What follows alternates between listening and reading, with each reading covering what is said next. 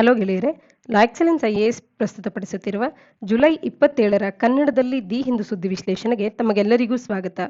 ಕಳೆದ ಸಂಚಿಕೆಯಲ್ಲಿನ ನಮ್ಮ ಪ್ರಶ್ನೆಗಳಿಗೆ ಉತ್ತರಗಳನ್ನು ನೋಡೋಣ. ಬುಡಾಪೆಸ್ಟ್ ಕನ್ವೆನ್ಷನ್ ಆನ್ ಸೈಬರ್ ಕ್ರೈಮ್ನಲ್ಲಿ ಭಾರತವು ಸಿಗ್ನೇಟರಿಯೋ ಅಲ್ವೋ ಅನ್ನುವಂಥ ಒಂದು ಪ್ರಶ್ನೆಯನ್ನು ಕೇಳಿದ್ದೆ. ಭಾರತವು ಇದಕ್ಕೆ ಸಿಗ್ನೇಟರಿ ಅಲ್ಲ ಅನ್ನುವಂಥದ್ದನ್ನು ನಾವು ಗಮನಿಸಬೇಕಾಗುತ್ತೆ. ಸರಿಯಾದ ಉತ್ತರ ಭಾರತ ಇದಕ್ಕೆ ಸಿಗ್ನೇಟರಿ ಅಲ್ಲ ಅನ್ನುವಂಥದ್ದು. ಇನ್ನು 2020ರ HDI ರಿಪೋರ್ಟ್ನಲ್ಲಿ ಭಾರತದ ಸ್ಥಾನ ಯಾವುದು ಅಂತ ಕೂಡ ಕೇಳಿದ್ದಂಥದ್ದು. 131ನೇ ಸ್ಥಾನವನ್ನು ಭಾರತ ಪಡ್ಕೊಂಡಿರುತ್ತೆ. 189 ರಾಷ್ಟ್ರಗಳ ಪೈಕಿ 131ನೇ ಸ್ಥಾನವನ್ನು 2020ರ ಹ್ಯೂಮನ್ ಡೆವಲಪ್ಮೆಂಟ್ ಇಂಡೆಕ್ಸ್ನಲ್ಲಿ ಭಾರತ ಪಡ್ಕೊಂಡಿರ್ತಕ್ಕಂಥದ್ದು.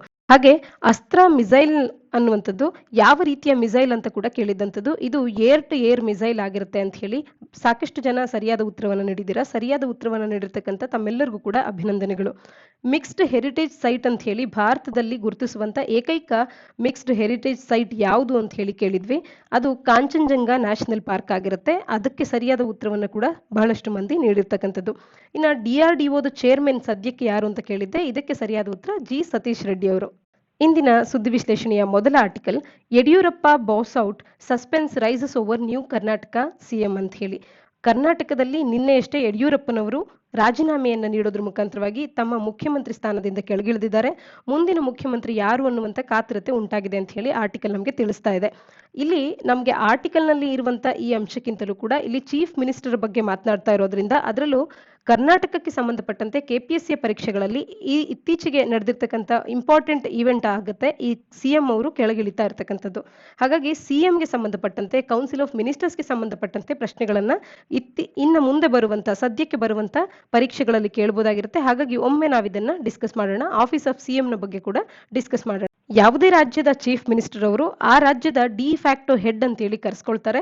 ಇನ್ನು ಯಾರೇ ಒಬ್ರು ಚೀಫ್ ಮಿನಿಸ್ಟರ್ ಆಗಬೇಕು ಅಂದ್ರೆ ಭಾರತದಲ್ಲಿರ್ತಕ್ಕಂಥ ಕೆಲವೊಂದು ಎಲಿಜಿಬಿಲಿಟಿ ಕ್ರೈಟೀರಿಯಾಸ್ ಏನು ಅಂತ ಅಂದ್ರೆ, ಅವರಿಗೆ 25 ವರ್ಷ ಅಥವಾ ಅದಕ್ಕಿಂತಲೂ ಹೆಚ್ಚಿನ ವಯಸ್ಸಾಗಿರ್ಬೇಕಾಗತ್ತೆ ಮತ್ತು ಅವರು ಭಾರತದ ಪ್ರಜೆ ಆಗಿರ್ಬೇಕಾಗತ್ತೆ. ಇವು ಮೂಲತಃವಾಗಿ ಅವ್ರಿಗೆ ಇರ್ಬೇಕಾಗಿರ್ತಕ್ಕಂಥ ಎಲಿಜಿಬಿಲಿಟಿ ಕ್ರೈಟೀರಿಯಾಸ್ ಆಗಿರುತ್ತೆ. ಭಾರತದಲ್ಲಿ ಯಾವುದೇ ರಾಜ್ಯದ ಮುಖ್ಯಮಂತ್ರಿ ಆಗ್ಬೇಕಾಗಿದ್ದಂಥವ್ರು ಆ ರಾಜ್ಯದ ಶಾಸಕಾಂಗದ ಸದಸ್ಯರಾಗಿರ್ಬೇಕಾಗತ್ತೆ. ಒಮ್ಮೆ ಅವ್ರೇನಾದ್ರೂ ಸದಸ್ಯರಲ್ಲ ಅಂತ ಅಂದ್ರೆ ಅವರು ಮುಖ್ಯಮಂತ್ರಿ ಆಗಿ ಆ ಸ್ಥಾನವನ್ನ ಪಡ್ಕೊಂಡ ಅಂದಿನಿಂದ 6 ತಿಂಗಳ ಒಳಗಾಗಿ ಆ ಸ್ಥಾನವನ್ನ ಪಡಿಬೇಕಾಗತ್ತೆ, ಅಂದ್ರೆ ಸದಸ್ಯರಾಗಬೇಕಾಗತ್ತೆ. ಹಾಗಿದ್ದು ಶಾಸಕಾಂಗದ ಸದಸ್ಯರಲ್ಲ ಅಂತ ಅಂದ್ರೆ ಅವರು ಮುಖ್ಯಮಂತ್ರಿ ಸ್ಥಾನದಿಂದ ಕೆಳಗಿಳಿಬೇಕಾಗತ್ತೆ. ಯಾಕೆಂದ್ರೆ ಅವರು ಮೊದಲಿಗೆ ಶಾಸಕಾಂಗದ ಭಾಗವೇ ಅಲ್ಲದೆ ಮುಖ್ಯಮಂತ್ರಿ ಆಗೋದು ಹೇಗೆ ಅಂತ ಹೇಳಿ 6 ತಿಂಗಳ ಒಳಗಾಗಿ ಅವರು ಶಾಸಕಾಂಗದ ಸದಸ್ಯರಾಗ್ಲಿಲ್ಲ ಅಂತ ಅಂದ್ರೆ ಅವರು ಮುಖ್ಯಮಂತ್ರಿ ಸ್ಥಾನದಿಂದ ಕೆಳಗಿಳಿಬೇಕಾಗತ್ತೆ. ಇತ್ತೀಚೆಗೆ ನಾವು ಉತ್ತರಾಖಂಡ್ನಲ್ಲೂ ಕೂಡ ಇಂಥ ಒಂದು ಪರಿಸ್ಥಿತಿಯನ್ನ ಕಂಡ್ವಿ. ಉತ್ತರಾಖಂಡದ 11ನೇ ಮುಖ್ಯಮಂತ್ರಿಯಾಗಿ ಪುಷ್ಕರ್ ಸಿಂಗ್ ಧಾಮಿ ಅವರು ಸ್ವಾರ್ನಿನ್ ಆದಂಥದ್ದು ಇತ್ತೀಚೆಗೆ. ಯಾಕೆ ಅಂತ ಅಂದ್ರೆ ಇವರ ಹಿಂದೆ ಇದ್ದಂತ CM ಅವರು ಶಾಸಕಾಂಗದ ಸದಸ್ಯರಲ್ಲ. ಅವರು CM ಆಗಿ 6 ತಿಂಗಳಾದ್ರೂ ಕೂಡ ಶಾಸಕಾಂಗದ ಸದಸ್ಯರಾಗೋದಕ್ಕೆ ನೂತನವಾಗಿ ಎಲೆಕ್ಷನ್ಸ್ ಕೂಡ ನಡೀಲಿಲ್ಲ ಈ ಕೋವಿಡ್ ಹಿನ್ನೆಲೆಯಲ್ಲಿ. ಹಾಗಾಗಿ ಅವರು ಆ ಸ್ಥಾನದಿಂದ ಕೆಳಗಿಳಿದು ಮತ್ತೊಬ್ಬರು CM ಆಗ್ಬೇಕಾಗಿ ಬಂದದ್ದನ್ನ ನಾವು ನೆನಪಿಸ್ಕೊಳ್ಬಹುದಾಗತ್ತೆ. ಈ ರೀತಿಯಾಗಿ ಯಾವುದೇ ಒಂದು ರಾಜ್ಯದ ಮುಖ್ಯಮಂತ್ರಿ ಆಗ್ಬೇಕು ಅಂತ ಅಂದ್ರೆ ಆ ರಾಜ್ಯದ ಶಾಸಕಾಂಗದ ಭಾಗವಾಗಿರ್ಬೇಕು, ಅಂದ್ರೆ ಸದಸ್ಯರಾಗಿರ್ಬೇಕು. ಒಂದು ವೇಳೆ ಅವರು ಸದಸ್ಯರಲ್ಲ ಅಂದ್ರೂ ಕೂಡ CM ಆಗಿ ಮುಂದಿನ 6 ತಿಂಗಳ ಒಳಗಾಗಿ ಆದ್ರೂ ಕೂಡ ಅವರದರ ಸದಸ್ಯರಾಗಬೇಕಾಗತ್ತೆ. ಇಲ್ಲ ಅಂತ ಅಂದ್ರೆ ಆ ಸ್ಥಾನದಿಂದ ಕೆಳಗಿಳಿಬೇಕಾಗತ್ತೆ. ಇನ್ನ ಈಗ ನಮ್ಮ ಯಡಿಯೂರಪ್ಪನವರು CM ರಾಜೀನಾಮೆಯನ್ನ ಕೊಟ್ಟಿದ್ದಾರೆ ಅಂತ ಅಂದ್ರೆ ಅವರ ಮಂತ್ರಿಮಂಡಲದ ಸ್ಥಿತಿ ಏನು ಅಂತ ಅಂದ್ರೆ, ಯಾವುದೇ ಒಬ್ಬ CM ರಾಜೀನಾಮೆಯನ್ನ ನೀಡ್ತಾ ಇದ್ರೆ ಮಂತ್ರಿಮಂಡಲವು ಕೂಡ ಪತನ ಆಗುತ್ತೆ. ಹೊಸದಾಗಿ CM ಅಂತ ಹೇಳಿ ಯಾರು ಸ್ವಾರ್ನಿನ್ ಆಗ್ತಾರೆ ಅದರ ನಂತರದಲ್ಲಿ ಹೊಸದಾಗಿ ಮಂತ್ರಿಮಂಡಲವು ಕೂಡ ರಚನೆಯಾಗುವಂಥದ್ದು. ಹಾಗಾಗಿ ಚೀಫ್ ಮಿನಿಸ್ಟರ್ ಏನಾದರೂ ರಿಸೈನ್ ಮಾಡಿದ್ರು ಅಂತ ಅಂದ್ರೆ ಮಂತ್ರಿಮಂಡಲವೇ ಪತನವಾಗುತ್ತೆ ಅನ್ನುವಂಥದ್ದು ನಮಗೆ ನೆನಪಿರ್ಬೇಕಾಗತ್ತೆ. ಇನ್ನ ಭಾರತದ ಸಂವಿಧಾನದ ವಿಚಾರಕ್ಕೆ ಬಂದಾಗ ಆರ್ಟಿಕಲ್ 164ರಲ್ಲಿ ಮುಖ್ಯಮಂತ್ರಿಯವರನ್ನ ಗವರ್ನರ್ ಅವರು ಅಪಾಯಿಂಟ್ ಮಾಡ್ತಾರೆ ಅನ್ನುವಂತ ಅಂಶ ಇರುವಂಥದ್ದು. CMಗೆ ಸಂಬಂಧಪಟ್ಟಂತ ಆರ್ಟಿಕಲ್ ಯಾವುದು ಅಂದಾಗ ಆರ್ಟಿಕಲ್ 164 ಅನ್ನುವಂಥದ್ದು ತಿಳಿದಿರ್ಬೇಕಾಗತ್ತೆ. ಇನ್ನ CM ಅಡಿಯಲ್ಲಿ ಬರುವಂತ ಈ ಮಂತ್ರಿಮಂಡಲವು ಕಲೆಕ್ಟಿವ್ಲಿ ಲೆಜಿಸ್ಲೇಚರ್ಗೆ ರೆಸ್ಪಾನ್ಸಿಬಲ್ ಆಗಿರುತ್ತೆ. ಇಡೀ ಶಾಸಕಾಂಗಕ್ಕೆ ಇದು ರೆಸ್ಪಾನ್ಸಿಬಲ್ ಆಗಿರುತ್ತೆ ಅನ್ನುವಂಥದ್ದು, ಕಲೆಕ್ಟಿವ್ಲಿ ರೆಸ್ಪಾನ್ಸಿಬಲ್ ಆಗುತ್ತೆ ಅನ್ನುವಂಥದ್ದನ್ನ ತಿಳ್ಕೊಳ್ಬೇಕು. ಅಲ್ಲಿ ಕೂಡ ಅಂದ್ರೆ ಕೇಂದ್ರದಲ್ಲಿಯೂ ಕೂಡ ಕೌನ್ಸಿಲ್ ಆಫ್ ಮಿನಿಸ್ಟರ್ಸ್ಗಳು ಕಲೆಕ್ಟಿವ್ಲಿ ರೆಸ್ಪಾನ್ಸಿಬಲ್ ಆಗಿರ್ತಾರೆ ಅಲ್ಲಿನ ಪಾರ್ಲಿಮೆಂಟಿಗೆ. ಇಲ್ಲಿಯೂ ಕೂಡ ಲೆಜಿಸ್ಲೇಚರ್ಗೆ ಕಲೆಕ್ಟಿವ್ಲಿ ರೆಸ್ಪಾನ್ಸಿಬಲ್ ಆಗಿರ್ತಾರೆ ರಾಜ್ಯಗಳಲ್ಲಿ ಅನ್ನುವಂಥದ್ದು ತಿಳಿದಿರಲಿ. ಆರ್ಟಿಕಲ್ನ ಹಿನ್ನೆಲೆಯಲ್ಲಿ tenure of the chief minister ಅಂದ್ರೆ ಯಾವುದೇ ಒಬ್ಬ ಮುಖ್ಯಮಂತ್ರಿ ಎಷ್ಟು ಅವಧಿಯವರೆಗೆ ಒಂದು ಆಫೀಸನ್ನ, ಈ ಒಂದು ಮುಖ್ಯಮಂತ್ರಿಯ ಸ್ಥಾನವನ್ನ ಹೋಲ್ಡ್ ಮಾಡ್ತಾರೆ ಅನ್ನುವಂಥದ್ರ ಬಗ್ಗೆ ನಮ್ಮ ಸಂವಿಧಾನದಲ್ಲಿ ಲಿಖಿತವಾಗಿದೆಯಾ ಅನ್ನುವಂಥದ್ದನ್ನ ಕಮೆಂಟ್ ಸೆಕ್ಷನ್ ಅಲ್ಲಿ ಕಮೆಂಟ್ ಮಾಡಿ ತಿಳಿಸಿ. ಯೂಶಲಿ 5 ವರ್ಷ ಟೆನ್ಯೂರ್ ಅನ್ನ ನಾವು ಕಾಣ್ತೇವೆ, ಆದ್ರೆ ಇದು ಸಂವಿಧಾನದಲ್ಲಿ ಸ್ಥಾನ ಪಡೆದಿದ್ಯಾ ಅನ್ನುವಂಥದ್ದನ್ನ ಕಮೆಂಟ್ ಸೆಕ್ಷನ್ ಅಲ್ಲಿ ಕಮೆಂಟ್ ಮಾಡಿ ತಿಳಿಸಿ. ಮುಂದಿನ article 6 policemen killed in Assam Mizoram border row ಅನ್ನುವಂಥದ್ದು. ಅಸ್ಸಾಂ ಮತ್ತು ಮಿಜೋರಾಂ ನಡುವೆ ಬಾರ್ಡರ್ ಇಶ್ಯೂಸ್ಗಳಿರುವಂಥದ್ದು. ಈ ರಾಜ್ಯಗಳ ನಡುವಿನ ಬಾರ್ಡರ್ ಇಶ್ಯೂವಿನ ವಿಚಾರದಲ್ಲಿ ಈಗ 6 ಪೊಲೀಸ್ ಮೆನ್ ಸಾವಿಗೀಡಾಗಿದ್ದಾರೆ ಅನ್ನುವಂಥದ್ದನ್ನ ಆರ್ಟಿಕಲ್ ತಿಳಿಸ್ತಾ ಇದೆ. ಅಮಿತ್ ಶಾ ಅವರು ಇಂಟರ್ಸ್ಟೇಟ್ ಡಿಸ್ಪ್ಯೂಟ್ಸ್ಗಳನ್ನ ಚರ್ಚೆ ಮಾಡಲಿಕ್ಕೆ ಅಂತ ಹೇಳಿ ನಾರ್ತ್ ಈಸ್ಟರ್ನ್ ಸ್ಟೇಟ್ಸ್ಗಳ ಸಿಎಂಸ್ಗಳೊಟ್ಟಿಗೆ ಮೀಟಿಂಗ್ ಅನ್ನ ಮಾಡಿದ ಕೆಲವು ದಿನಗಳ ನಂತರದಲ್ಲಿ ಈ ವೈಲೆನ್ಸ್ ಅನ್ನುವಂಥದ್ದು ಔಟ್ಬ್ರೇಕ್ ಆಗಿರ್ತಕ್ಕಂಥದ್ದು. ಇಲ್ಲಿ ಅಸ್ಸಾಂ ಮತ್ತು ಮಿಜೋರಾಂ ಬಾರ್ಡರ್ ಇಶ್ಯೂನಿಂದಾಗಿ 6 ಪೊಲೀಸ್ ಮೆನ್ ಸಾವಿಗೀಡಾಗಿದ್ದಾರೆ. ಇದನ್ನ ಆರ್ಟಿಕಲ್ ನಮಗೆ ತಿಳಿಸ್ತಾ ಇದೆ. ಆರ್ಟಿಕಲ್ನ ಹಿನ್ನೆಲೆಯಲ್ಲಿ ಈ ಬಾರ್ಡರ್ ಡಿಸ್ಪ್ಯೂಟ್ನ ಬಗ್ಗೆ ಒಂದಷ್ಟು ಮಾಹಿತಿನ ತಿಳ್ಕೊಳ್ಳೋಣ. ಇದನ್ನ ಇಂಟರ್ನಲ್ ಸೆಕ್ಯೂರಿಟಿ ರಿಲೇಟೆಡ್ ಇಶ್ಯೂಸ್ನ ಅಡಿಯಲ್ಲಿ ನಾವು ಓದ್ಕೊಳ್ಬಹುದಾಗುತ್ತೆ. ಅರ್ಲಿಯರ್ ಜೂನ್ನಲ್ಲಿ ಕೂಡ 2 ಅಬಾಂಡನ್ಡ್ ಹೌಸಸ್ನ ಮೇಲೆ ಮಿಜೋರಾಂ ಅಸ್ಸಾಂ ಬಾರ್ಡರ್ನಲ್ಲಿ ಇರ್ತಕ್ಕಂಥ ಈ ಹೌಸಸ್ ಅನ್ನುವಂಥದ್ದು ಬರ್ನ್ ಡೌನ್ ಆಗಿತ್ತು ಅನ್ಐಡೆಂಟಿಫೈಡ್ ಪರ್ಸನ್ಸ್ಗಳಿಂದ. ಯಾತಕ್ಕೆ ಅಂತ ಅಂದ್ರೆ ಈ ಬಾರ್ಡರ್ ಟೆನ್ಷನ್ಸ್ಗಳ ವಿಚಾರದಿಂದ. ಇಂಟರ್ಸ್ಟೇಟ್ ಬಾರ್ಡರ್ ಅನ್ನುವಂಥದ್ದು ಸಾಕಷ್ಟು ವೊಲಟೈಲ್ ಆಗಿದೆ. ಈ ವಿಚಾರದಲ್ಲಿ ಟೆನ್ಷನ್ ಅನ್ನುವಂಥದ್ದು ಆಗಾಗ ರೈಸ್ ಆಗ್ತಾ ಇರುತ್ತೆ. ಈ ರೀತಿ ಡಿಸ್ಪ್ಯೂಟ್ಸ್ ರೈಸ್ ಆಗೋದಕ್ಕೆ ಕಾರಣ ಏನು ಅಂತ ಅಂದ್ರೆ ಇಮ್ಮಿಡಿಯೇಟ್ ರೀಸನ್ ಏನು ನಿನ್ನೆಯ ಈ ಡಿಸ್ಪ್ಯೂಟ್ಗೆ ಅಂತ ಅಂದ್ರೆ ಸ್ಟೇಟಸ್ ಕೋ ಅನ್ನ ಮೇಂಟೈನ್ ಮಾಡದ 2 ರಾಜ್ಯಗಳು ಇದಕ್ಕೆ ಕಾರಣ ಆಗ್ತಾ ಇದೆ. ಸ್ಟೇಟಸ್ ಕೋ ಅಂತ ಅಂದ್ರೆ 2 ರಾಜ್ಯಗಳ ನಡುವೆ ಇದು ಗಡಿ ಅಂತ ಹೇಳಿ ಗುರುತಿಸಲಾಗಿರ್ತಕ್ಕಂಥ ಪ್ರದೇಶದಲ್ಲಿ ಸರಿಯಾದ ರೀತಿಯಲ್ಲಿ ವರ್ತನೆಯನ್ನ ಮಾಡದೇ ಇರತಕ್ಕಂಥದ್ದು. ಇಲ್ಲಿ ಫ್ಯೂ ಇಯರ್ಸ್ ಗೋ 2 ರಾಜ್ಯಗಳ ಗವರ್ಮೆಂಟ್ಗಳ ನಡುವೆ ಮಾತುಕತೆಯಾಗಿ ಸ್ಟೇಟಸ್ ಕೋ ಅನ್ನ ಮೇಂಟೈನ್ ಮಾಡ್ತೇವೆ ಅಂತ ಹೇಳಿ ಅವು ಒಪ್ಪಿಕೊಂಡಿದ್ದ ನಂತರವೂ ಕೂಡ ಮಿಜೋರಾಂ ಹೇಳುವಂತೆ ಅಸ್ಸಾಂ ಅನ್ನುವಂಥದ್ದು ಈ ಸ್ಟೇಟಸ್ ಕೋ ಅನ್ನ ವೈಲೇಟ್ ಮಾಡಿದೆ. ಈ ಕಾರಣಕ್ಕಾಗಿ ನೋಮನ್ಸ್ ಲ್ಯಾಂಡಿಗೆ ಅಸ್ಸಾಂ ಎಂಟ್ರಿ ಆಗಿದೆ. ಪ್ರೆಸೆಂಟ್ ಕ್ರೈಸಿಸ್ ಟ್ರಿಗರ್ ಆಗೋದಕ್ಕೆ ಕಾರಣ ಅದು ಅಂತ ಹೇಳಿ ಮಿಜೋರಾಂ ಇಲ್ಲಿ ದೂಷಿಸ್ತಾ ಇರ್ತಕ್ಕಂಥದ್ದು. ಈ ಡಿಸ್ಪ್ಯೂಟ್ನ ಬಗ್ಗೆ ಒಂದಷ್ಟು ವಿಚಾರವನ್ನ ಮಿಜೋರಾಂ ಅಸ್ಸಾಮಿನ ಬಾರ್ಡರ್ ಡಿಸ್ಪ್ಯೂಟ್ನ ಬಗ್ಗೆ ಒಂದಷ್ಟು ವಿಚಾರವನ್ನ ತಿಳ್ಕೊಳ್ಳೋದಾದ್ರೆ ಮಿಜೋರಾಂ ಅನ್ನುವಂಥದ್ದು ಮೊದಲಿಗೆ ಅಸ್ಸಾಂನ ಭಾಗವಾಗಿಯೇ ಇತ್ತು 1972ರವರೆಗೂ ಕೂಡ. 72ರಲ್ಲಿ ಮೊದಲ ಬಾರಿಗೆ ಅಸ್ಸಾಂನಿಂದ ಈ ಒಂದು ಮಿಜೋರಾಂ ಅನ್ನ ಹೊರತೆಗೆದು ಇದನ್ನ ಒಂದು ಯೂನಿಯನ್ ಟೆರಿಟರಿ ಅಂತ ಹೇಳಿ ಗುರುತಿಸಲಾಗುತ್ತೆ. 1987ರಲ್ಲಿ ಇದನ್ನ ಒಂದು ಫುಲ್ ಫ್ಲೆಡ್ಜ್ ಸ್ಟೇಟ್ ಅಂತ ಹೇಳಿ ಘೋಷಣೆ ಮಾಡಲಾಗುತ್ತೆ. ಮಿಜೋರಾಂ 1987ರಿಂದ ಒಂದು ಸ್ಟೇಟ್ ಆಗಿ ಭಾರತದಲ್ಲಿ ಇರುವಂಥದ್ದು. ಅಸ್ಸಾಂ ಮತ್ತು ಮಿಜೋರಾಂ ನಡುವಿನ ಬಾರ್ಡರ್ 164.6 ಕಿಲೋಮೀಟರ್ ಅಷ್ಟು ಬಾರ್ಡರ್ ಇರ್ತಕ್ಕಂಥದ್ದು. ಆದ್ರೆ ಈ ಬಾರ್ಡರ್ ಅಲ್ಲಿ ಈ ರೀತಿ ಡಿಸ್ಪ್ಯೂಟ್ ಆಗೋದಕ್ಕೆ ಕಾರಣ ಏನು ಅಂತ ಅಂದ್ರೆ ಬ್ರಿಟಿಷರ್ ಎರಾನಲ್ಲಿ ಬಂದಿರತಕ್ಕಂಥ 2 ನೋಟಿಫಿಕೇಶನ್ಸ್ಗಳು. 1875ರಲ್ಲಿ ಒಂದು ನೋಟಿಫಿಕೇಶನ್ ಬಂದಿದೆ. ಇದರ ಪ್ರಕಾರ ಲುಷಾಯಿ ಹಿಲ್ಸ್ ಅನ್ನ ಪ್ಲೈನ್ಸ್ ಆಫ್ ಕಚ್ಚರ್ನಿಂದ ಡಿಫ್ರೆನ್ಶಿಯೇಟ್ ಮಾಡುವಂತ ಒಂದು ನೋಟಿಫಿಕೇಶನ್. ಇದಕ್ಕೆ ಮುಂಚೆ ನಾವು ಮೊದಲು ತಿಳ್ಕೊಳ್ಬೇಕಾಗಿರುವಂಥದ್ದು ಲುಷಾಯಿ ಹಿಲ್ಸ್ ಅನ್ನುವಂಥದ್ದು ಮಿಜೋರಾಂಗಿದ್ದಂತ ಹಳೆಯ ಹೆಸರಾಗಿದೆ. ಈ ಲುಷಾಯಿ ಹಿಲ್ಸ್ ಅನ್ನ ಪ್ಲೈನ್ಸ್ ಆಫ್ ಕಚ್ಚರ್ನಿಂದ ಡಿಫ್ರೆನ್ಶಿಯೇಟ್ ಮಾಡುವಂತ ಒಂದು ನೋಟಿಫಿಕೇಶನ್ 1875ರಲ್ಲಿ ಬಂದಿರತಕ್ಕಂಥದ್ದು. 1933ರಲ್ಲಿ ಒಂದು ನೋಟಿಫಿಕೇಶನ್ ಇದೇ ಬ್ರಿಟಿಷ್ ಎರಾದಲ್ಲಿ ಬಂದಿರತಕ್ಕಂಥದ್ದು. ಇದು ಲುಷಾಯಿ ಹಿಲ್ಸ್ ಮತ್ತು ಮಣಿಪುರದ ನಡುವಿನ ಬೌಂಡ್ರಿಯನ್ನ ಡಿಮಾರ್ಕೇಟ್ ಮಾಡುವಂತ ಒಂದು ನೋಟಿಫಿಕೇಶನ್ ಆಗಿದೆ. ಪ್ರೆಸೆಂಟ್ಲಿ ಮಿಜೋರಾಂ ಕ್ಲೈಮ್ ಮಾಡುತ್ತೆ Bengal eastern frontier regulation act of 1873ನ ಪ್ರಕಾರವಾಗಿ ಬಂದಿರುವಂತ 1875ನ ನೋಟಿಫಿಕೇಶನ್ ಏನಿದೆ ಇದರ ಪ್ರಕಾರ ಈ ಲ್ಯಾಂಡ್ ಅನ್ನುವಂಥದ್ದು ಡಿಸ್ಪ್ಯೂಟೆಡ್ ಲ್ಯಾಂಡ್ ಅನ್ನುವಂಥದ್ದು ಮಿಜೋರಾಂಗೆ ಸೇರಬೇಕಾದಂತ ಲ್ಯಾಂಡ್ ಅಂತ ಹೇಳಿ ಮಿಜೋರಾಂ ಕ್ಲೈಮ್ ಮಾಡುತ್ತೆ. ಆದ್ರೆ 1933ಯ ನೋಟಿಫಿಕೇಶನ್ ಪ್ರಕಾರ ಹಿಂದೆ ಮಣಿಪುರದ ಭಾಗವಾಗಿದ್ದಂತ ಲುಷಾಯಿ ಹಿಲ್ಸ್ ಅಂದ್ರೆ ಈಗಿನ ಮಿಜೋರಾಂ, ಈ ಮಿಜೋರಾಂ ಇದು ಈ ನೋಟಿಫಿಕೇಶನ್ ಇದನ್ನ ಡಿಮಾರ್ಕೇಟ್ ಮಾಡುವಂತೆ ನೋಡಿದಾಗ ಅಸ್ಸಾಮಿನ ಭಾಗವಾಗಬೇಕಾಗುತ್ತೆ ಅಂತ ಹೇಳಿ ಇದರ ಪ್ರಕಾರ ಅಸ್ಸಾಂ ಕ್ಲೈಮ್ ಮಾಡುವಂಥದ್ದು. ಈ ರೀತಿ ಮಿಜೋರಾಂ ಮತ್ತು ಅಸ್ಸಾಂನ ನಡುವೆ ಬಾರ್ಡರ್ ಇಶ್ಯೂಸ್ಗಳು ಇರುವಂಥದ್ದು. ಮುಖ್ಯವಾಗಿ ಬಾರ್ಡರ್ನಲ್ಲಿ ಯಾಕೆ ಈ ರೀತಿ ಕ್ಲಾಶಸ್ ಆಗುತ್ತೆ ಅಂತ ಅಂದ್ರೆ 2 ನೈಬರಿಂಗ್ ರಾಜ್ಯಗಳ ನಡುವೆ ಇರುವಂತಹ ಬಾರ್ಡರ್ ಅನ್ನುವಂಥದ್ದು ಸರಿಯಾದ ರೀತಿಯಲ್ಲಿ ಇಲ್ಲ. ಒಂದು ಇಮ್ಯಾಜಿನರಿ ಲೈನ್ ಅನ್ನುವಂಥದ್ದು ನ್ಯಾಚುರಲ್ ಅಬ್ಸ್ಟಿಕಲ್ಸ್ ಆಫ್ ರಿವರ್ಸ್ ಆಗಿರ್ಬೋದು, ಹಿಲ್ಸ್ ಆಗಿರ್ಬೋದು, ವ್ಯಾಲೀಸ್ ಆಗಿರ್ಬೋದು, ಫಾರೆಸ್ಟ್ ಆಗಿರ್ಬೋದು, ಇವುಗಳ ನೈಸರ್ಗಿಕವಾದಂತಹ ಅಡೆತಡೆಗಳಿಂದಾಗಿ ಇವರ ನಡುವೆ ಈ 2 ರಾಜ್ಯಗಳ ನಡುವೆ ಇರುವಂತಹ ಬಾರ್ಡರ್ ಅನ್ನುವಂಥದ್ದು ಭಿನ್ನವಾಗ್ತಾ ಇರುತ್ತೆ. ಈ ರೀತಿಯ ಒಂದು ಇಮ್ಯಾಜಿನರಿ ಲೈನ್ ಅನ್ನ ನಮ್ಮ ಒಂದು ಬಾರ್ಡರ್ ಅಂತ ಹೇಳಿ ಕನ್ಸಿಡರ್ ಮಾಡ್ತಾರೆ. ಈ ಕಾರಣಕ್ಕಾಗಿ ಅಲ್ಲಿನ ಲೋಕಲ್ ಪೀಪಲ್ಗೆ ಸರಿಯಾದ ರೀತಿಯಲ್ಲಿ ಅವರ ಬಾರ್ಡರ್ ಯಾವುದು ಅಂತ ಹೇಳಿ ಕ್ಲಿಯರ್ ಆಗಿ ಅದನ್ನ ಡಿಮಾರ್ಕೇಟ್ ಮಾಡೋದು ಕಷ್ಟ ಆಗ್ತಿದೆ. ಹಾಗಾಗಿ ಗೊತ್ತೋ ಗೊತ್ತಿಲ್ಲದೆ ಬಾರ್ಡರ್ ಕ್ರಾಸ್ ಮಾಡುವಂತ ಕಾರ್ಯವನ್ನ ಅಸ್ಸಾಂ ಮಿಜೋರಾಂನ ಅಲ್ಲಿನ ಲೋಕಲ್ ಪೀಪಲ್ ಮಾಡುವಂಥದ್ದು. ಇದು ನಂತರದ ದಿನಗಳಲ್ಲಿ ಈ ರೀತಿಯ ಒಂದು ಕಾರ್ಯಗಳಿಗೆ ಎಡೆ ಮಾಡಿಕೊಡ್ತಾ ಇದೆ. ಈ ಲೈಟ್ ಬ್ಲೂ ಕಲರ್ ನಲ್ಲಿ ಇರ್ತಕ್ಕಂಥದ್ದು ಅಸ್ಸಾಂ ಆಗಿರುತ್ತೆ, ಯೆಲ್ಲೋ ಕಲರ್ ನಲ್ಲಿ ಇರ್ತಕ್ಕಂಥದ್ದು ಮಿಜೋರಾಂ ಸ್ಟೇಟ್ ಆಗಿದೆ. ಇವೆರಡರ ನಡುವಿನ ಬಾರ್ಡರ್ ಅನ್ನು ನಾವಿಲ್ಲಿ ಗುರುತಿಸಬಹುದಾಗುತ್ತೆ. ಮಿಜೋರಾಂ ಇಲ್ಲಿದೆ, ಮಿಜೋರಾಂನ ಕ್ಯಾಪಿಟಲ್ ಐಜ್ವಾಲ್ ಇಲ್ಲಿರ್ತಕ್ಕಂಥದ್ದು. ಹಾಗೆ ನಾರ್ತ್ ಈಸ್ಟರ್ನ್ ನಲ್ಲೇ ಬಹುದೊಡ್ಡ ರಾಜ್ಯ ಅಂತ ಹೇಳಿ ಅಸ್ಸಾಂ ಗುರುತಿಸ್ಕೊಳ್ಳುತ್ತೆ. ಈ ರೀತಿಯಾಗಿ ಬಾರ್ಡರ್ ಅನ್ನ ಶೇರ್ ಮಾಡ್ಕೊಳ್ಳುತ್ತೆ ಮಿಜೋರಾಂನೊಟ್ಟಿಗೆ. ಅಸ್ಸಾಂ ಭಾರತದ ಇನ್ನೆಷ್ಟು ರಾಜ್ಯಗಳೊಟ್ಟಿಗೆ ಬಾರ್ಡರ್ ಶೇರ್ ಮಾಡ್ಕೊಳ್ಳುತ್ತೆ ಅನ್ನುವಂಥದ್ದನ್ನ ಕಮೆಂಟ್ ಸೆಕ್ಷನ್ ಅಲ್ಲಿ ತಪ್ಪದೆ ಕಮೆಂಟ್ ಮಾಡಿ ತಿಳಿಸಿ. ಈ ಹಿಂದೆ UPSC ಪ್ರಿಲಿಮ್ಸ್ನಲ್ಲಿ ಈಗೇನು ನಾವು ಡಿಸ್ಕಸ್ ಮಾಡ್ತಿದ್ದೇವೆ ಈ ರೀತಿಯ ಪ್ರಶ್ನೆಯನ್ನು ಒಮ್ಮೆ ಕೇಳಿದ್ರು. ಈಗ ಮಿಜೋರಾಂ ಅಸ್ಸಾಂ ಸುದ್ದಿಯಲ್ಲಿ ಇರ್ತಕ್ಕಂಥ ಹಿನ್ನೆಲೆಯಲ್ಲಿ ಈ ರೀತಿಯ ಪ್ರಶ್ನೆಯನ್ನು ಮತ್ತೆ ಪುನರಾವರ್ತನೆ ಆಗ್ಬೋದು ಅನ್ನುವಂಥ ನಿಟ್ಟಿನಲ್ಲಿ ಮತ್ತೆ ಈ ಪ್ರಶ್ನೆಯನ್ನು ಒಮ್ಮೆ ನೋಡೋಣ. ಅಥವಾ ಇತ್ತೀಚಿನ ನಾವು KPSC ಪರೀಕ್ಷೆಗಳನ್ನು ನೋಡಿದಾಗ ಹಳೆಯ ವರ್ಷಗಳಲ್ಲಿನ UPSC ಪ್ರಿಲಿಮ್ಸ್ ಪರೀಕ್ಷೆಗಳಲ್ಲಿ ಬರ್ತಿರ್ತಕ್ಕಂಥ ಪ್ರಶ್ನೆಗಳನ್ನು ಇತ್ತೀಚಿನ KPSC ಪರೀಕ್ಷೆಗಳಲ್ಲಿ ಪ್ರಶ್ನೆಗಳನ್ನು ಕೇಳ್ತಾ ಇದ್ದಾರೆ. ಹಾಗಾಗಿ KPSCಯ ಬೇರೆ ಬೇರೆ ಪರೀಕ್ಷೆಗಳಿಗೆ ನೀವು ಓದ್ಕೊಳ್ತಾ ಇರ್ತಕ್ಕಂಥ ಆಸ್ಪಿರೆಂಟ್ಸ್ಗಳಿದ್ದಲ್ಲಿ ಅವರು UPSCಯ ಪ್ರಿಲಿಮ್ಸ್ ಪ್ರಶ್ನೆ ಪತ್ರಿಕೆಗಳನ್ನು ತಪ್ಪದೇ ಸಾಲ್ವ್ ಮಾಡಿ ನಿಮಗೆ ಅದು ಈಗಲೂ ಕೂಡ ನೆರವಾಗುತ್ತೆ ಬೇರೆ ಬೇರೆ ಪರೀಕ್ಷೆಗಳನ್ನು ಕ್ಲಿಯರ್ ಮಾಡೋದಕ್ಕೆ. ಈ ಪ್ರಶ್ನೆ ಏನ್ ಕೇಳುತ್ತೆ ಅಂದ್ರೆ, ಐಜ್ವಾಲ್ನಿಂದ ಭುವನೇಶ್ವರನ್ನ ತಲುಪಬೇಕು ಅಂತ ಅಂದ್ರೆ ಯಾವುದೇ ಒಬ್ಬ ವ್ಯಕ್ತಿ ಇನ್ಕ್ಲೂಡಿಂಗ್ ಆರಿಜಿನ್ ಮತ್ತು ಡೆಸ್ಟಿನೇಷನ್ ಸ್ಟೇಟ್ಸ್ಗಳನ್ನು ಒಳಗೊಂಡಂತೆ ಮಿನಿಮಮ್ ಎಷ್ಟು ರಾಜ್ಯಗಳನ್ನ ಆತ ಹಾದು ಆ ಒಂದು ರಾಜ್ಯವನ್ನ ತಲುಪಬೇಕಾಗತ್ತೆ ಅಂತ ಹೇಳಿ. ಪ್ರಾರಂಭ ಮಾಡುವಂತ ರಾಜ್ಯವನ್ನು ನೀವು ಗಮನದಲ್ಲಿಟ್ಕೊಳ್ಳಿ, ಕೊನೆ ಮಾಡುವಂತ ರಾಜ್ಯವನ್ನು ಗಮನದಲ್ಲಿಟ್ಕೊಳ್ಳಿ.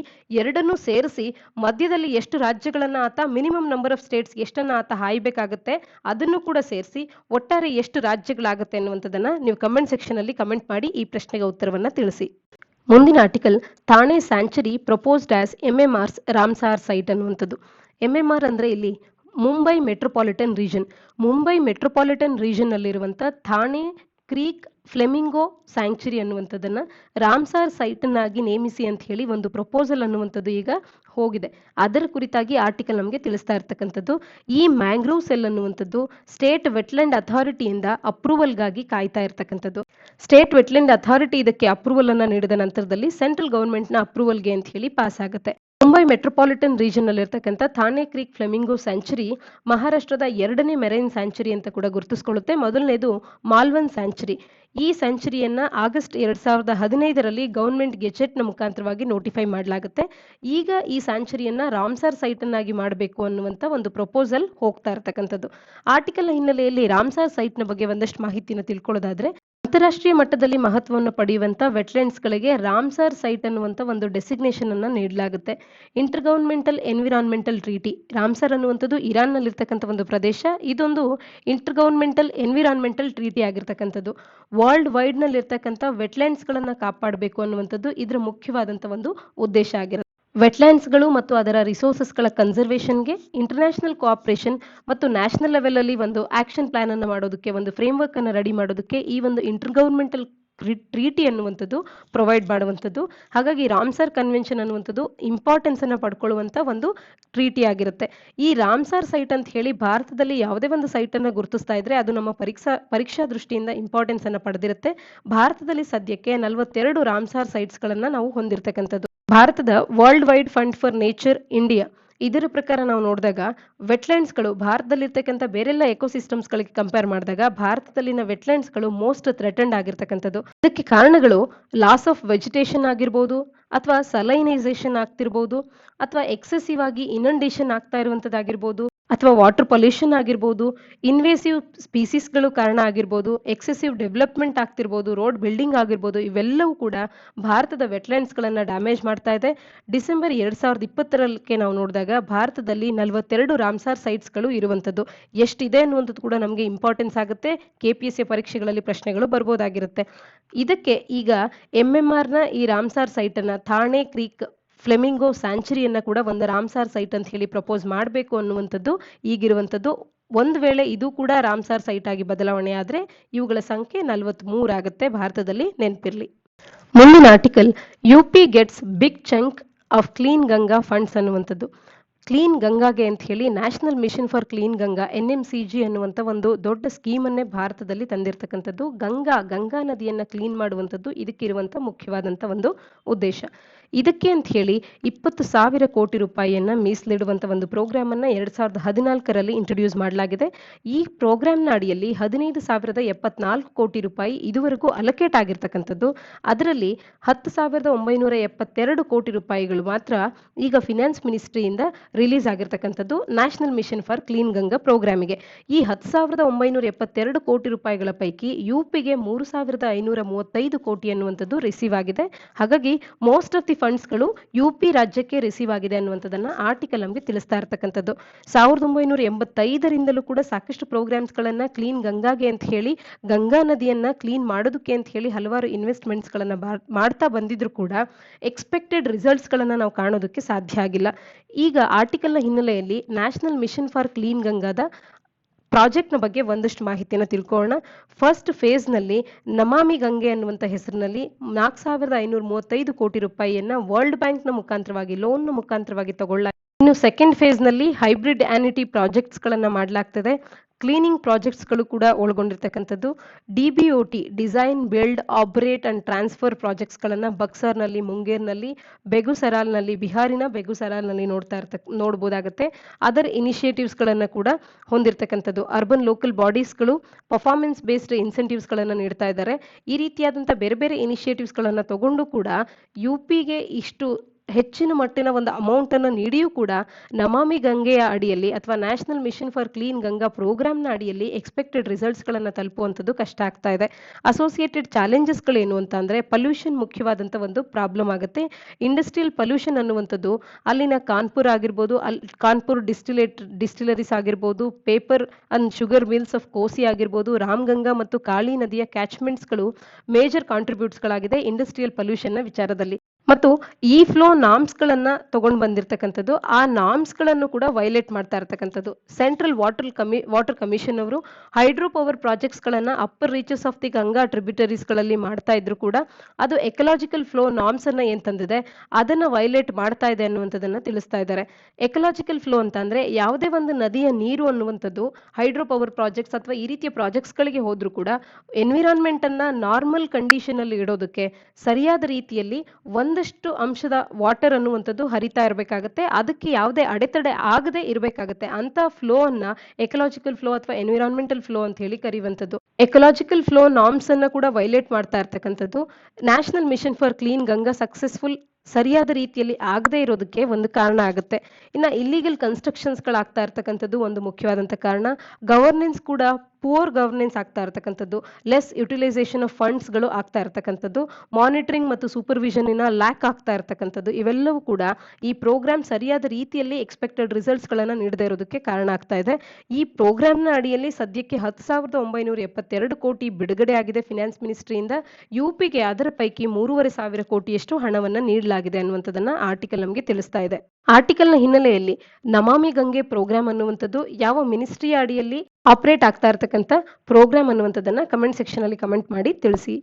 ಮುಂದಿನ article, Lok Sabha passes 2 bills amid protest by opposition. Opposition ಇಂದ ಪ್ರೊಟೆಸ್ಟ್ಗಳಿದ್ರೂ ಕೂಡ ಲೋಕಸಭೆ 2 ಬಿಲ್ಸ್ಗಳನ್ನ ಪಾಸ್ ಮಾಡಿದೆ. ಅದನ್ನ ಆರ್ಟಿಕಲ್ ತಿಳಿಸ್ತಾ ಇರ್ತಕ್ಕಂಥದ್ದು. ಆ ಬಿಲ್ಸ್ಗಳು ಯಾವುವು ಅಂತ ಅಂದ್ರೆ the factoring regulation amendment bill 2020 ಹಾಗೂ the national institute of food technology entrepreneurship and management bill 2021. ಇವೆರಡನ್ನು ಕೂಡ ವಾಯ್ಸ್ ವೋಟ್ನ ಮುಖಾಂತರವಾಗಿ ಲೋಕಸಭೆಯಲ್ಲಿ ಪಾಸ್ ಮಾಡಿರ್ತಕ್ಕಂಥದ್ದು. ಈ ಫ್ಯಾಕ್ಟರಿಂಗ್ ಅಮೆಂಡ್ಮೆಂಟ್ ಬಿಲ್ ಅನ್ನುವಂಥದ್ದು ಫ್ಯಾಕ್ಟರಿಂಗ್ ಬಿಸ್ನೆಸ್ ನಲ್ಲಿ ಇನ್ವಾಲ್ವ್ ಆಗುವಂತ ಎಂಟಿಟೀಸ್ಗಳನ್ನ ಅದರ ಸ್ಕೋಪ್ಸ್ಗಳನ್ನ ವೈಡನ್ ಮಾಡುವಂತ ಕಾರ್ಯವನ್ನು ಮಾಡುತ್ತೆ. ಈ ಬಿಲ್ ನಿಂದಾಗಿ ನಾನ್ NBFC ಫ್ಯಾಕ್ಟರ್ಸ್ಗಳಿಗೆ, ನಾನ್ ಬ್ಯಾಂಕಿಂಗ್ ಫಿನಾನ್ಷಿಯಲ್ ಕಾರ್ಪೊರೇಷನ್ಸ್ಗಳ ಈ ಫ್ಯಾಕ್ಟರ್ಸ್ಗಳೇನಿದೆ, ಈ NBFC ಫ್ಯಾಕ್ಟರ್ಸ್ಗಳು ಅವನ್ನು ಹೊರತುಪಡಿಸಿ ನಾನ್ NBFC ಫ್ಯಾಕ್ಟರ್ಸ್ಗಳಿಗೆ ಮತ್ತು ಇನ್ನುಳಿದ ಅದರ್ ಎಂಟಿಟೀಸ್ಗಳಿಗೂ ಕೂಡ ಫ್ಯಾಕ್ಟರಿಂಗ್ ಆಕ್ಟಿವಿಟೀಸ್ಗಳನ್ನ ಅಂಡರ್ಟೇಕ್ ಮಾಡೋದಕ್ಕೆ ಪರ್ಮಿಟ್ ಮಾಡುವಂತ ಒಂದು ದಾರಿಯನ್ನ ಹುಡುಕಿಕೊಡುವಂತ ಅಮೆಂಡ್ಮೆಂಟ್ ಅನ್ನ ನಾವಿಲ್ಲಿ ಕಾಣಬಹುದಾಗುತ್ತೆ. ಮತ್ತು ಎರಡನೇ bill entrepreneurship and management bill 2021. ಈ ಬಿಲ್ನ ಮುಖಾಂತರವಾಗಿ national institute of food technology entrepreneurship and management ಕುಂಡಲಿಯಲ್ಲಿರ್ತಕ್ಕಂಥದ್ದು, ಹರಿಯಾಣದ ಕುಂಡಲಿಯಲ್ಲಿರುವಂಥದ್ದು, ಮತ್ತು ತಮಿಳುನಾಡಿನ ತಂಜಾವೂರಿನಲ್ಲಿರ್ತಕ್ಕಂಥ Indian institute of food processing and technology, ಈ ಎರಡೂ ಇನ್ಸ್ಟಿಟ್ಯೂಟ್ಸ್ಗಳನ್ನ ಮಿನಿಸ್ಟ್ರಿ ಆಫ್ ಫುಡ್ ಪ್ರೊಸೆಸಿಂಗ್ ಇಂಡಸ್ಟ್ರೀಸ್ನ ಅಡಿಯಲ್ಲಿ ಇನ್ಸ್ಟಿಟ್ಯೂಟ್ಸ್ ಆಫ್ ನ್ಯಾಷನಲ್ ಇಂಪಾರ್ಟೆನ್ಸ್ ಅನ್ನುವಂಥ ಒಂದು ರೆಕಗ್ನಿಷನ್ ಅನ್ನ ಈ ಇನ್ಸ್ಟಿಟ್ಯೂಟ್ಸ್ಗಳಿಗೆ ನೀಡಿದಂತಾಗ್ತಾ ಇದೆ ಈ ಒಂದು ಬಿಲ್ ಅನ್ನ ಪಾಸ್ ಮಾಡೋದ್ರ ಮುಖಾಂತರವಾಗಿ. ಇತ್ತೀಚೆಗೆ ಲೋಕಸಭೆಯಲ್ಲಿ ಪಾಸ್ ಆಗಿರುವಂತಹ ಬಿಲ್ಸ್ಗಳಾಗಿರ್ಬೋದು ಅಥವಾ ಪ್ರೆಸಿಡೆಂಟ್ ಅವರ ಒಪ್ಪಿಗೆಯನ್ನು ಪಡೆದು ಆಕ್ಟ್ ಆಗಿ ರೂಪುಗೊಳ್ಳುವಂತಹ ಬಿಲ್ಸ್ ಆಗಿರ್ಬೋದು, ಇವುಗಳು ಪರೀಕ್ಷಾ ದೃಷ್ಟಿಯಿಂದ ಇಂಪಾರ್ಟೆನ್ಸ್ ಅನ್ನ ಪಡೆದಿರುತ್ತೆ. ಇವುಗಳ ಬಗ್ಗೆ ನಿಮಗೆ ಮಾಹಿತಿ ಇರಬೇಕಾಗುತ್ತೆ. ಇನ್ನ ಈ ಪ್ರಸ್ತುತವಾಗಿ ಡಿಸ್ಕಸ್ ಮಾಡ್ತಿರುವಂತಹ ಬಿಲ್ಸ್ಗಳ ಬಗ್ಗೆ ಮುಂದಿನ ದಿನಗಳಲ್ಲಿ ಇನ್ನೂ ಹೆಚ್ಚಿನದಾಗಿ ನಾವು ಡಿಸ್ಕಸ್ ಮಾಡೋಣ. ಮುಂದಿನ article India engages Taliban but questions Pakistan support ಅನ್ನುವಂಥದ್ದು. ಇಂಡಿಯಾ ತಾಲಿಬಾನ್ನೊಟ್ಟಿಗೆ ಎಂಗೇಜ್ ಆಗೋದಕ್ಕೆ ಸಿದ್ಧವಾಗಿದೆ, ಆದರೆ ಪಾಕಿಸ್ತಾನದ ಸಪೋರ್ಟ್ ಅನ್ನ ಕ್ವೆಶನ್ ಮಾಡ್ತಾ ಇರ್ತಕ್ಕಂಥದ್ದು. ಇಂಡಿಯಾ ಇಲ್ಲಿ ಆಲ್ ಸ್ಟೇಕ್ ಹೋಲ್ಡರ್ಸ್ ಇನ್ ಅಫ್ಘಾನಿಸ್ತಾನನ್ನ ಎಂಗೇಜ್ ಮಾಡುವಂತ ಒಂದು ನಿರ್ಧಾರವನ್ನ ಕೈಗೊಂಡಿದೆ. ಸಮ್ ಪಾರ್ಟ್ಸ್ ಆಫ್ ತಾಲಿಬಾನ್ ಅನ್ನು ಕೂಡ ಒಳಗೊಂಡಂತೆ ಆಲ್ ಸ್ಟೇಕ್ ಹೋಲ್ಡರ್ಸ್ ಇನ್ ಅಫ್ಘಾನಿಸ್ತಾನವನ್ನ ಇಂಡಿಯಾ ಎಂಗೇಜ್ ಮಾಡ್ತಾ ಇರ್ತಕ್ಕಂಥದ್ದು.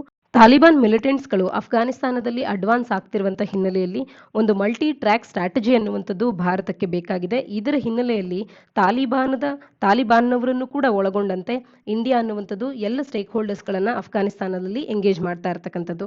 ಆದರೆ ಈ ರೀತಿಯಾಗಿ ಮಿಲಿಟೆಂಟ್ ಗ್ರೂಪ್ನೊಟ್ಟಿಗೆ ಭಾರತ ಎಂಗೇಜ್ ಆಗ್ತದೆ ಅಥವಾ ಟಾಕ್ಸ್ಗಳನ್ನು ಹೊಂದ್ತಾ ಇದೆ ಅನ್ನುವಂಥದ್ದು ಅಫ್ಘಾನಿಸ್ತಾನದ ಮೇಲೆ ಭಾರತಕ್ಕಿರ್ತಕ್ಕಂಥ ಕನ್ಸರ್ನ್ಸ್ಗಳನ್ನ ಡೈಲ್ಯೂಟ್ ಮಾಡದಂತೆ ಅಲ್ಲ ಅನ್ನುವಂಥದ್ದನ್ನ ಇಲ್ಲಿ ಸ್ಪಷ್ಟಪಡಿಸ್ತಾ ಇದ್ದಾರೆ. ಜೊತೆಗೆ ಪಾಕಿಸ್ತಾನ ಏನು ತಾಲಿಬಾನ್ ಫೈಟರ್ಸ್ಗಳಿಗೆ ಸಪೋರ್ಟ್ ಮಾಡ್ತಾ ಇದೆ ಅದನ್ನ ಕಂಡೆಮ್ ಮಾಡುವಂಥದ್ದನ್ನ ಕೂಡ ಭಾರತ ಮಾಡ್ತಾ ಇದೆ. ಜೊತೆಗೆ ಇದರ ಬಗ್ಗೆ ಯುಎಸ್ ಕೂಡ ವಾಯ್ಸ್ ರೈಸ್ ಮಾಡಬೇಕು ಮತ್ತು ಪಾಕಿಸ್ತಾನದಿಂದ ಆಗ್ತಿರ್ತಕ್ಕಂಥ ಟೆರರ್ ಫಿನಾನ್ಸಿಂಗ್ ಅನ್ನ, ಟೆರರ್ ಹೇವನ್ಸ್ ಅನ್ನ ಪಾಕಿಸ್ತಾನದಲ್ಲಿ ತಡೆಯುವಂತೆ ಪಾಕಿಸ್ತಾನದ ಮೇಲೆ ಪ್ರೆಷರೈಸ್ ಮಾಡಬೇಕು ಅಂತ ಕೂಡ ಭಾರತದ ಮಿನಿಸ್ಟ್ರಿ ಆಫ್ ಎಕ್ಸ್ಟರ್ನಲ್ ಅಫೇರ್ಸ್ನವರು ಎಕ್ಸ್ಪೆಕ್ಟ್ ಮಾಡ್ತಾ ಇದ್ದಾರೆ ಇಲ್ಲಿ. ಆದ್ರೆ ಯುಎಸ್ನ ಇವತ್ತಿನ ಪರಿಸ್ಥಿತಿಯನ್ನು ನೋಡಿದ್ರೆ ಪಾಕಿಸ್ತಾನವನ್ನ ಪಬ್ಲಿಕ್ ಆಗಿ ಕ್ರಿಟಿಸೈಸ್ ಮಾಡುವಂತ ಸ್ಥಿತಿಯಲ್ಲಿ ಯುಎಸ್ ಇಲ್ಲದೆ ಇರತಕ್ಕಂಥದ್ದು. ಅರ್ಲಿಯರ್ ದಿಸ್ ಮಂತ್ ಯುಎಸ್ ಅನ್ನುವಂಥದ್ದು ಒಂದು ಕನೆಕ್ಟಿವಿಟಿ ಕ್ವಾಡ್ ಅನ್ನ ಹೊಸದಾಗಿ ಪ್ರಾರಂಭ ಮಾಡಿರ್ತಕ್ಕಂಥದ್ದು.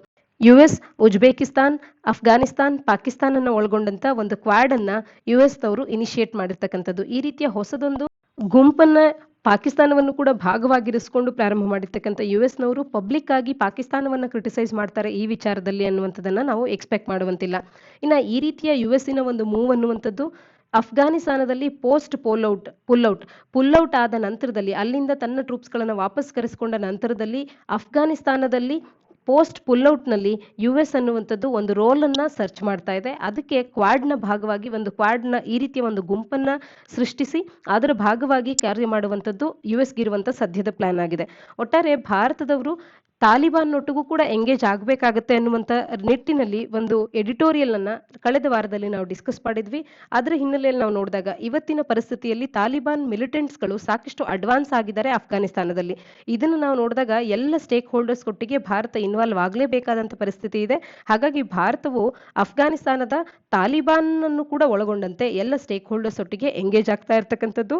ಇದು ನಮ್ಗೆ ಏನ್ ತೋರಿಸುತ್ತೆ ಅಂತ ಅಂದ್ರೆ ಇವತ್ತು ಭಾರತದ ಟೋನ್ ಯಾವ ರೀತಿ ಇದೆ ಅಂತ ಅಂದ್ರೆ ನೆಗೋಷಿಯೇಟೆಡ್ ಪವರ್ ಶೇರಿಂಗ್ ಅಗ್ರಿಮೆಂಟ್ ಅನ್ನುವಂಥದ್ದು ಇವತ್ತಿನ ಅಫ್ಘಾನಿಸ್ತಾನದ ಸ್ಥಿತಿಯನ್ನು ನೋಡಿದಾಗ ಬೆಸ್ಟ್ ಕೇಸ್ ಸಿನಾರಿಯೋ ಆಗುತ್ತೆ ಅನ್ನುವಂಥದ್ದು. ಅಂದ್ರೆ ತಾಲಿಬಾನ್ಗೂ ಕೂಡ ಈ ಪವರ್ ಅನ್ನ ಶೇರ್ ಮಾಡುವಂತ ವಿಚಾರದಲ್ಲಿ ಭಾರತವು ಕೂಡ ಅದಕ್ಕೆ ಒಂದು ರೀತಿಯ ಸಪೋರ್ಟಿವ್ ಆಗಿ ನಿಲ್ಲುವಂತ ಸ್ಥಾನಕ್ಕೆ ಭಾರತ ಇವತ್ತು ಬಂದು ನಿಂತಿದೆ. ಯಾಕೆ ಅಂತಂದ್ರೆ ಇವತ್ತಿನ ಪರಿಸ್ಥಿತಿ ಆ ರೀತಿ ಇದೆ ಅನ್ನುವಂಥದ್ದನ್ನ ನಾವಿಲ್ಲಿ ತಿಳ್ಕೊಳ್ಬೇಕಾಗತ್ತೆ.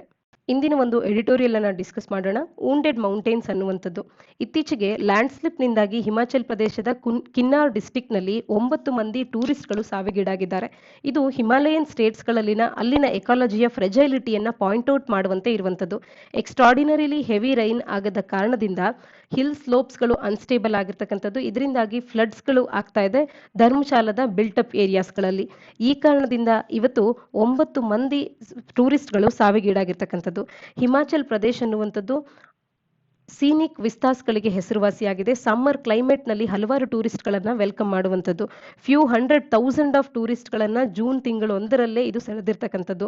ಕೋವಿಡ್-19 ನಾರ್ಮ್ಸ್ಗಳು ರಿಲ್ಯಾಕ್ಸ್ ಆದ ಹಿನ್ನೆಲೆಯಲ್ಲಿ ಅನ್ಫಾರ್ಚುನೇಟ್ಲಿ ಇಲ್ಲಿ ಟೂರಿಸಂ ಅನ್ನುವಂಥದ್ದು ಕಳೆದ ವರ್ಷದಿಂದಲೂ ಕೂಡ ವೀಕ್ ಆಗ್ತಾ ಇದೆ. ಯಾಕೆಂದ್ರೆ ಟೂರಿಸಂ ಅನ್ನುವಂಥದ್ದು ಟೂರಿಸ್ಟ್ಗಳ ಅಲೋ ಅನ್ನುವಂಥದ್ದು ಇಲ್ಲದ ಕಾರಣದಿಂದ ಈ ರಿಸ್ಟ್ರಿಕ್ಷನ್ಸ್ ಗಳನ್ನ ಈಸ್ ಮಾಡ್ತಿರ್ತಕ್ಕಂಥ ಈ ಸಂದರ್ಭದಲ್ಲಿ ಸರಿಯಾದ ಒಂದು ಎನಫ್ ವಿಜಿಲ್ ಅನ್ನ, ಸರಿಯಾದ ಗಮನವನ್ನ ಟ್ರಾವೆಲ್ ರಿಸ್ಕ್ ಏರಿಯಾಸ್ ಗಳಿಗೆ ನೀಡೋದ್ರಲ್ಲಿ ಹಿಮಾಚಲ್ ಪ್ರದೇಶ್ ಫೇಲ್ಯೂರ್ ಆಗಿರ್ತಕ್ಕಂಥದ್ದು. ಅಲ್ಲಿನ ಟೂರಿಸಂ ಡಿಪಾರ್ಟ್ಮೆಂಟ್ ಫೇಲ್ಯೂರ್ ಆಗಿರ್ತಕ್ಕಂಥದ್ದು. ಈ ಕಾರಣದಿಂದ ಇವತ್ತು 9 ಮಂದಿ ಟೂರಿಸ್ಟ್ಗಳು ಸಾವಿಗೀಡಾಗಬೇಕಾಗಿ ಬಂದಿದೆ. ಈ ರಾಜ್ಯಗಳನ್ನ ನಾವು ನೋಡಿದಾಗ ಹಿಮಾಚಲ್ ಪ್ರದೇಶ ಆಗಿರ್ಬೋದು, ನೈಬರಿಂಗ್ ಉತ್ತರಾಖಂಡ್ ಆಗಿರ್ಬೋದು, ಈ ರೀತಿಯ ಹಿಮಾಲಯನ್ ರಾಜ್ಯಗಳನ್ನ ನಾವು ನೋಡಿದಾಗ ಇರ್ರಿವರ್ಸಿಬಲ್ ಡಿಕ್ಲೈನ್ ಅನ್ನ ಕಾಣ್ತಾ ಇದಾವೆ. ಇವುಗಳ ಎಕಾಲಜಿ ಅನ್ನುವಂಥದ್ದು ಲಾಸ್ ಆಗ್ತಾ ಇದೆ ಅನ್ನುವಂಥದ್ದನ್ನ ನಾವು ಗುರುತಿಸಬಹುದಾಗುತ್ತೆ. ಫ್ರೀಕ್ವೆಂಟ್ ಲ್ಯಾಂಡ್ ಸ್ಲೈಡ್ಸ್ ಗಳಾಗ್ತಿರುವಂಥದ್ದು ಮತ್ತು bootstrapping, incompatible model of development ಇವೆಲ್ಲವೂ ಕೂಡ ಕಾರಣ ಆಗಿರ್ಬೋದಾಗುತ್ತೆ. ಮತ್ತು ಬಿಗ್ ಹೈಡ್ರೋ ಎಲೆಕ್ಟ್ರಿಕ್ ಪ್ರಾಜೆಕ್ಟ್ಸ್ ಗಳಾಗಿರ್ಬೋದು, ಲಾರ್ಜ್ ಸ್ಕೇಲ್ ಅಲ್ಲಿ ಕನ್ಸ್ಟ್ರಕ್ಷನ್ ಆಕ್ಟಿವಿಟೀಸ್ ಆಗ್ತಾ ಇರೋದಾಗಿರ್ಬೋದು, ಫಾರೆಸ್ಟ್ ಗಳ ಡಿಸ್ಟ್ರಕ್ಷನ್ ಆಗಿರ್ಬೋದು, ರಿವರ್ಸ್ ಗಳನ್ನ ಡ್ಯಾಮಿಂಗ್ ಮಾಡ್ತಾ ಇರುವಂತದ್ದಾಗಿರ್ಬೋದು, ಇವೆಲ್ಲವೂ ಕೂಡ ಹಾರ್ಮ್ಸ್ ಅನ್ನ ಇನ್ವೈಟ್ ಮಾಡ್ತಾ ಇದೆ.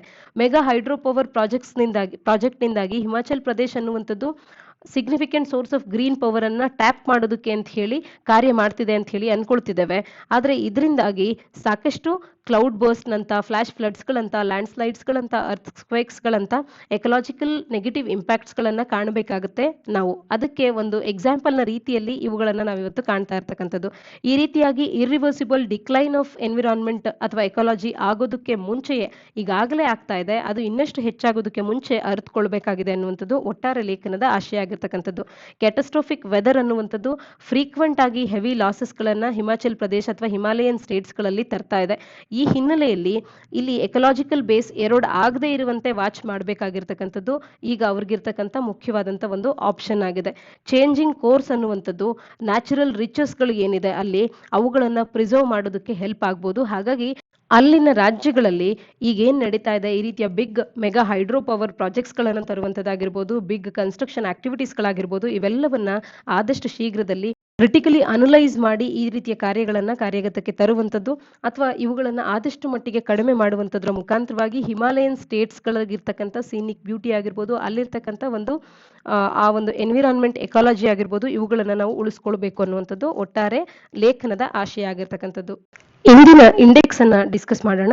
ಜೆಂಡರ್ ಡೆವಲಪ್ಮೆಂಟ್ ಇಂಡೆಕ್ಸ್ನ ಬಗ್ಗೆ ಇಂದು ಮಾತನಾಡೋಣ. ಈಗಾಗಲೇ ನಾವು HDR ಹ್ಯೂಮನ್ ಡೆವಲಪ್ಮೆಂಟ್ ರಿಪೋರ್ಟ್ನ ಬಗ್ಗೆ ಹಾಗೆ ಇನ್ಇಕ್ವಾಲಿಟಿ ಅಡ್ಜಸ್ಟೆಡ್ ಹ್ಯೂಮನ್ ಡೆವಲಪ್ಮೆಂಟ್ ರಿಪೋರ್ಟ್ನ ಬಗ್ಗೆ ಡಿಸ್ಕಸ್ ಮಾಡಿದ್ದೇವೆ. ಇವೆರಡನ್ನು ಕೂಡ UNDP ಯುನೈಟೆಡ್ ನೇಷನ್ ಡೆವಲಪ್ಮೆಂಟ್ ಪ್ರೋಗ್ರಾಮ್ನವರೇ ತರುವಂಥದ್ದು.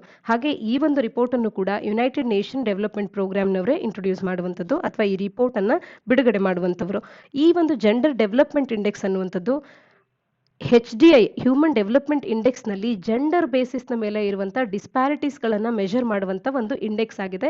ಇದು ನಮಗೆ ತಿಳಿದಿರಬೇಕಾಗತ್ತೆ. ಈ ಒಂದು ಇಂಡೆಕ್ಸ್ ಏನು ಮಾಡುತ್ತೆ ಅಂದರೆ ಹ್ಯೂಮನ್ ಡೆವಲಪ್ಮೆಂಟ್ ಇಂಡೆಕ್ಸ್ನಲ್ಲಿ ಜೆಂಡರ್ ಬೇಸಿಸ್ನಲ್ಲಿ ಇರುವಂಥ ಡಿಸ್ಪ್ಯಾರಿಟೀಸ್ಗಳನ್ನು ಮೆಷರ್ ಮಾಡುವಂಥ ಒಂದು ಇಂಡೆಕ್ಸ್ ಆಗಿರುತ್ತೆ ಅಂತ ಹೇಳಿ. ಮತ್ತು ಇದರ ಒಂದು ವ್ಯಾಲ್ಯೂವನ್ನು 2019ಕ್ಕೆ ಭಾರತದ ವ್ಯಾಲ್ಯೂವನ್ನು ನೋಡಿದಾಗ 0.82 ಅನ್ನುವಂಥದ್ದು ಭಾರತದ ವ್ಯಾಲ್ಯೂ ಆಗಿದ್ರೆ ವರ್ಲ್ಡ್ನ ವ್ಯಾಲ್ಯೂ ಅನ್ನುವಂಥದ್ದು 0.943 ಆಗಿದೆ. ನೀವು ಈ ರೀತಿಯ ಇಂಡೆಕ್ಸ್ಗಳನ್ನು ಲಿಸ್ಟ್ ಔಟ್ ಮಾಡುವಾಗ UNDP ರಿಲೀಸ್ ಮಾಡುವಂಥ ಇಂಡೆಕ್ಸ್ಗಳೆಲ್ಲವನ್ನ ಒಂದು ಕಡೆ ಬರ್ಕೊಳ್ಳುವಂಥದ್ದು, WHO ರಿಲೀಸ್ ಮಾಡುವಂಥ ಇಂಡೆಕ್ಸ್ಗಳನ್ನು ಒಂದು ಕಡೆ, IMF ರಿಲೀಸ್ ಮಾಡುವಂಥ ಇಂಡೆಕ್ಸ್ಗಳನ್ನು ಒಂದು ಕಡೆ, ವರ್ಲ್ಡ್ ಬ್ಯಾಂಕ್ ರಿಲೀಸ್ ಮಾಡುವಂಥ ಇಂಡೆಕ್ಸ್ಗಳನ್ನು ಒಂದು ಕಡೆ, ಈ ರೀತಿ ಬರ್ಕೊಳ್ತಾ ಕಳೆದ ವರ್ಷದಲ್ಲಿ ಅವಕ್ಕೆ ಬಂದಿರತಕ್ಕಂಥ ರ್ಯಾಂಕಿಂಗ್ ಆಗಿರ್ಬೋದು ಇವುಗಳನ್ನು ಕೂಡ ಒಂದು ಕಡೆ ಮೆನ್ಷನ್ ಮಾಡ್ಕೊಳ್ತಾ ಇದ್ರೆ ಎಕ್ಸಾಮ್ ಟೈಮ್ನಲ್ಲಿ ನಿಮಗೆ ಅದನ್ನು ರಿವೈಸ್ ಮಾಡೋದಕ್ಕೆ ಈಸಿ ಆಗುತ್ತೆ. ಇದಿಷ್ಟು ಇಂದಿನ ಸುದ್ದಿ ವಿಶ್ಲೇಷಣೆಯಾಗಿದೆ. ತಪ್ಪದೆ ನಾವು ಕೇಳಿರ್ತಕ್ಕಂಥ ಪ್ರಶ್ನೆಗಳಿಗೆ ಕಮೆಂಟ್ ಸೆಕ್ಷನ್ ಅಲ್ಲಿ ಉತ್ತರಗಳನ್ನು ನೀಡಿ. ನಾಳಿನ ಸುದ್ದಿ ವಿಶ್ಲೇಷಣೆಯೊಂದಿಗೆ ಮತ್ತೆ ಸಿಗೋಣ. ಧನ್ಯವಾದ.